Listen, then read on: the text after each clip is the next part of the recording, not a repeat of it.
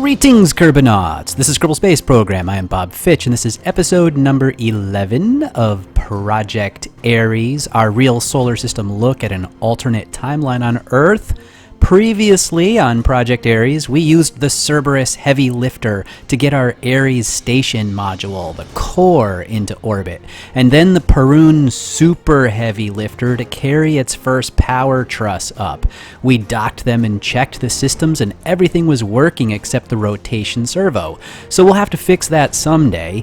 We also launched the Ares crew vehicle with 3 on board, but they were unable to dock with the station due to a slight incompatibility in the docking ports. We can fix that with an EVA, but the necessary tools were not on board at the time.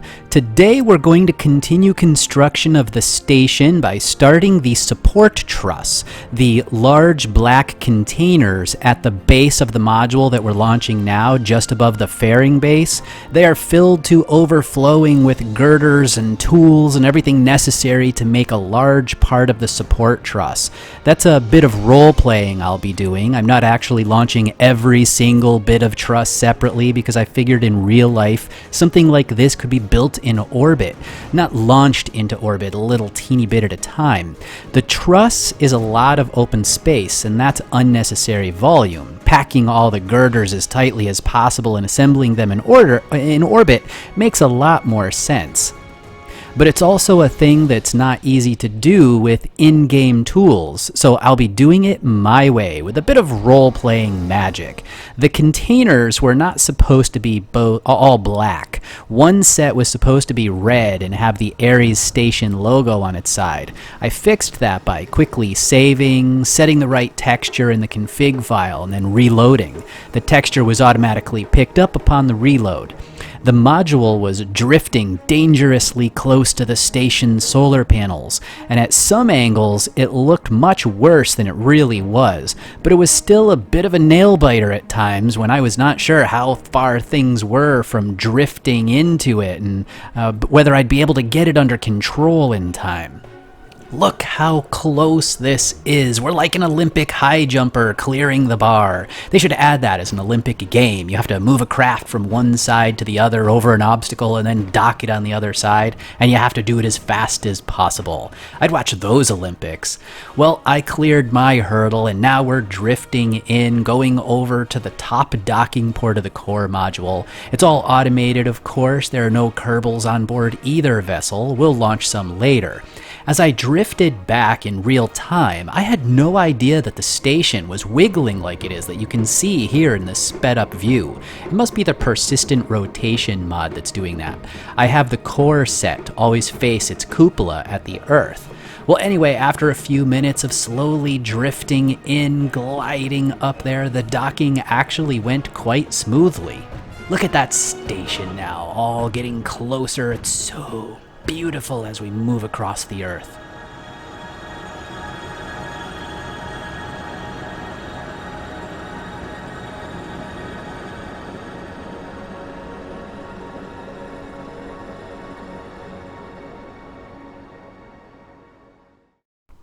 And as promised, we now need to bring up crew. It's the same 3 that tried to go up last time, but they couldn't dock.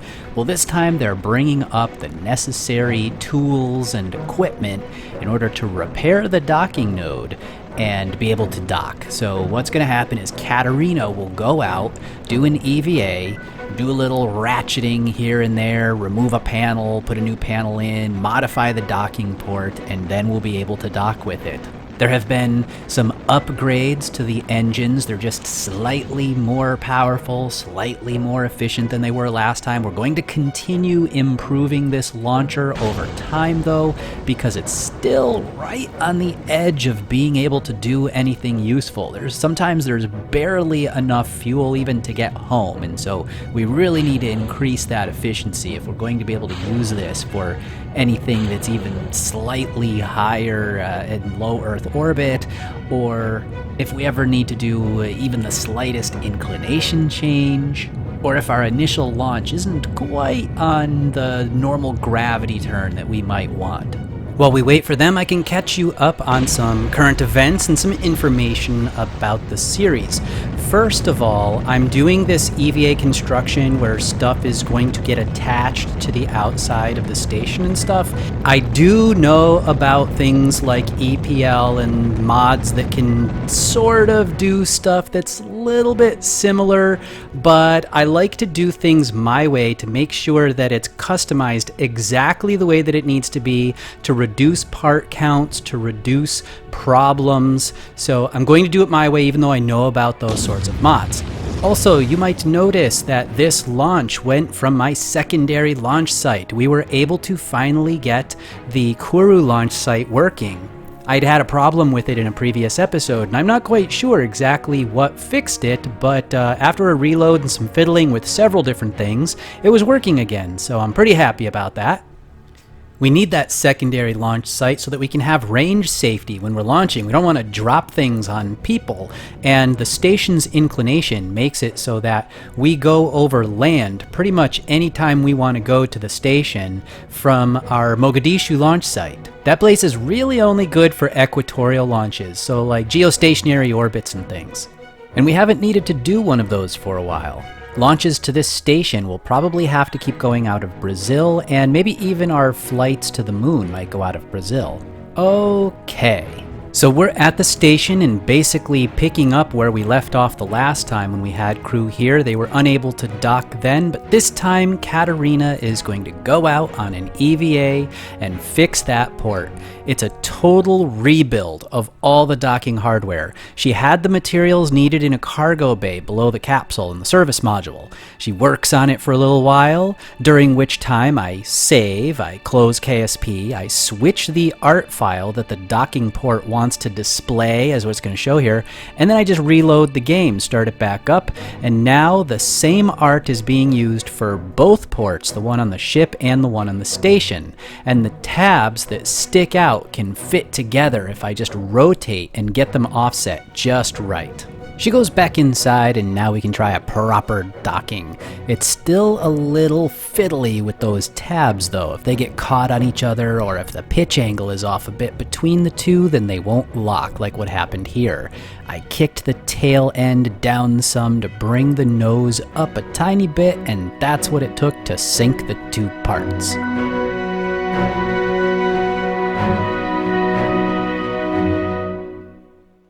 Now comes the part where we're going to construct the truss. Remember those big containers, the red and black containers at the end of that new module? Those are filled with all the parts, the girders, the bolts, the wrenches, everything that's necessary to construct that truss is in there. Tons of material. So Katarina is going outside on an EVA, first to inspect the station from front to back, top to bottom, and then to do the construction of that truss. And that's the part that I was telling you that I don't want to use EPL in order to do. I'm doing it a different way. It requires saving, closing, and reopening the game in order to get it to work, and so we're going to role play that it's happening. Now, if you don't want to know the trick, then block your ears right now. 3, 2, 1. Okay, so here's the trick. There's a part that is the truss, but all of the models are set as hidden. And then what I do is I save the game, I close the game, I flag all of the parts, the models to that part as no longer hidden, and then I reload the game and they're visible. Now, I probably could come up with a mod in order to do that if I wanted to program it, which could save me a lot of time on the save and reload aspect of the game. But it would also take me a while to program that, so I'm kind of torn. It depends on how many times I'm going to want to do this. So while Katarina goes in and gets the girders and everything that she's going to need for the truss, I'll give you a couple more bits of info about the install and our technology. Our solar panels have been upgraded now to 250 watts per square meter, and all future panels will be using that. The technology is starting to reach the modern era, so we might start seeing some advanced technology in the near future, assuming the humans can figure out how to master that technology. So now we will do the construction. Here Katarina is out, and you can imagine that she's going around and doing all of the little bits, and you can see them as they appear seemingly out of nowhere. Well, I already told you how that secret's done, but pretend you don't know. Katarina is actually doing that construction. And once everything is set up, she's going to go down the end of it, check out all of the bolts and the connections and the wires, and make sure that she's happy with everything, take one final inspection of the new truss, and afterward head back in and have herself a snack, because of course, all of that effort is going to make her quite hungry. I know it's some kind of snack she'll be eating, but I'm still not entirely sure which mod that snack will be coming out of, whether it will be USI's life support system or TAC's life support system, but I'm going to have to figure it out soon. We'll be colonizing the moon in no time. I've given you a couple looks at rocket engines, but we're not done yet. Let's finish the class and change our engine tech a little more. We left off with the expander that I showed here. One disadvantage of this is the lack of control over the turbine. There's only one right here, and it turns as fast as we can make it go, so we can get the highest possible pressure. But that applies oxidizer pressure over here. So we have limited to no control over the mixture ratio of the fuel to the oxidizer in the combustion chamber. If we close this valve right here too much, then the pressure for the oxidizer turbo pump will rupture the line, and that's a bad day. So we will add a second turbine right in here and then run the heated fuel across both of them. But that doesn't actually solve anything because the turbo pump is still moving as fast as the fuel goes past. It's going past both of them. So we're going to have to create a bypass valve over here. Now we can control the oxidizer turbo pump speed. We can modify this valve right here to siphon some of the fuel off down this direction rather than letting it go all past the pump. That can allow variable control of this one and this one so the impellers have different rotation speeds. One disadvantage of this is that we're doing a lot of pushing of the fuel through all these pipes. It has to go down here, through all this, up here, through there, down there, past both turbines, and that is sapping off a lot of energy. So by the time we reach the combustion chamber here, the pressure has dropped a lot. And so the pressure in here can't get very high, and higher pressure is where we get our efficiency. We're going to improve that by adding a second turbo pump on the fuel side. Instead of pushing everything through both turbines, let's get some of it when it's still at high pressure straight down into the combustion chamber. And the rest of it will go up and power the turbo pumps. Now we'll address the problem of the seal between the fuel and the oxidizer sides. Remember I said previously that any leak right here can cause an unplanned rapid disassembly of the engine when the fuel and the oxidizer miss, and that's a bad day too. No problem. I know I said that we may not want to run oxidizer through the system due to the potential for rusting, but we can run it through only part of the system to minimize that danger, meanwhile eliminating the need for a seal between the turbines. So we won't run it here past the other turbine anymore. We're going to bring it out and run it straight down, and then the oxidizer will first run down to the engine just like the fuel does, come out the top here just like the fuel does, go up to that one, and it'll run down with a separate line. So now with it flowing like this, we don't need this turbo pump and this line here anymore. We can take that out and run it just on this one impeller. However, there would be too much oxidizer running through if we pumped all of it, because a typical mass ratio is 5 or 6 kilograms of oxygen for every 1 kilogram of hydrogen. So there'd be too much going through here and pushing that really hard. So let's put a second turbo pump now on the oxidizer side and divert some of the oxidizer from here straight into the combustion chamber like we were doing previously on the fuel side. We also use a separate set of pipes along the outside of the nozzle in order to cool that down, running the heated oxygen up, turning the turbine, both turbo pumps, and then that comes back down here to join the combustion chamber, everything else.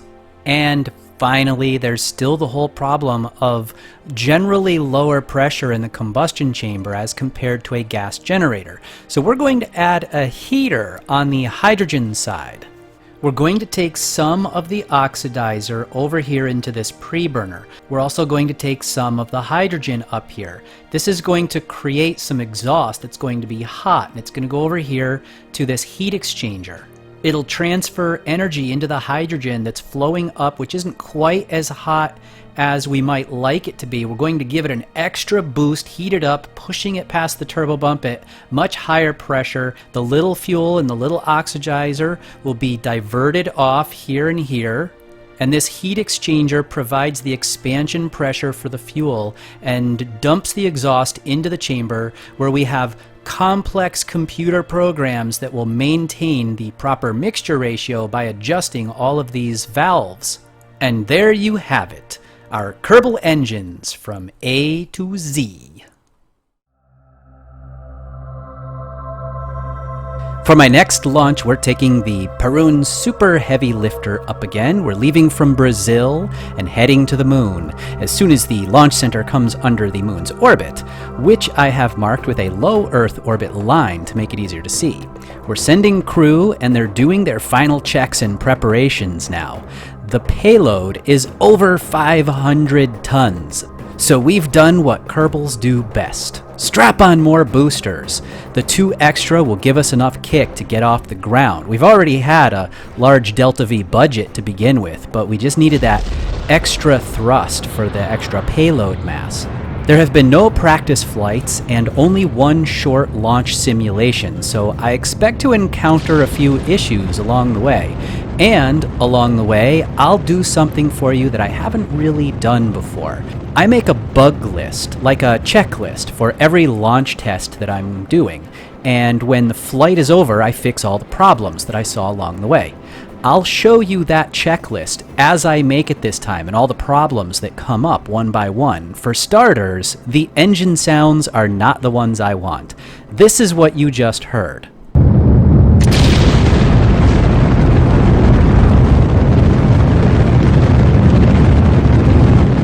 And this is what I want it to sound like.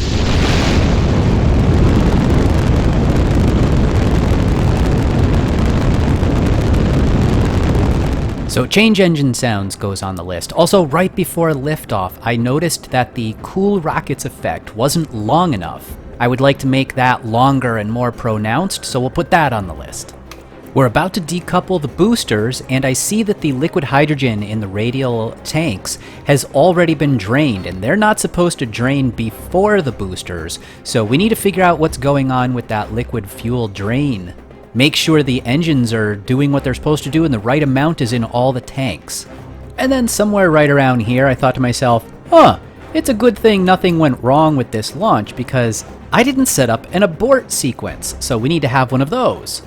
Also, I have a slower gimbal reaction speed set up on the engines, and I get that weird wiggle, and I'm wondering if maybe it has something to do with that. So I want to try increasing the speed that the gimbal can change and see if that helps with that rocket wiggle. We need to add life support. That still isn't set up. And there's more things for the list, but we're going to come back to this launch later to finish that list.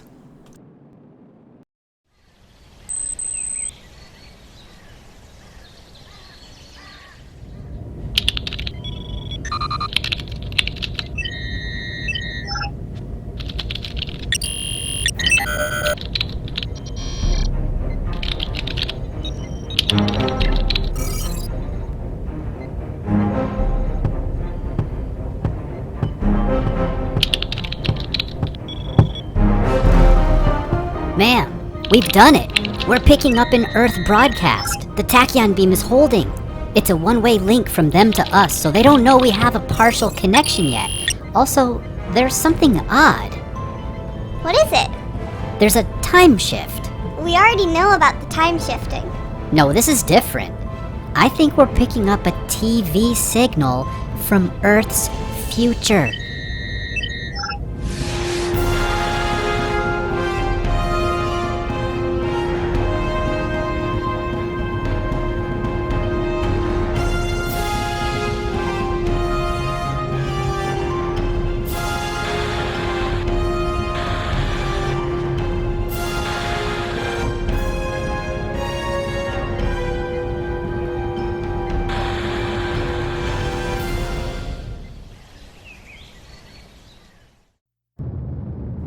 Some of you will see that clip and think, I knew it! Ares means war, and that clip proves it. Well, I've said it before, and I'll say it again, war is a wrong plot guess, and will always be wrong.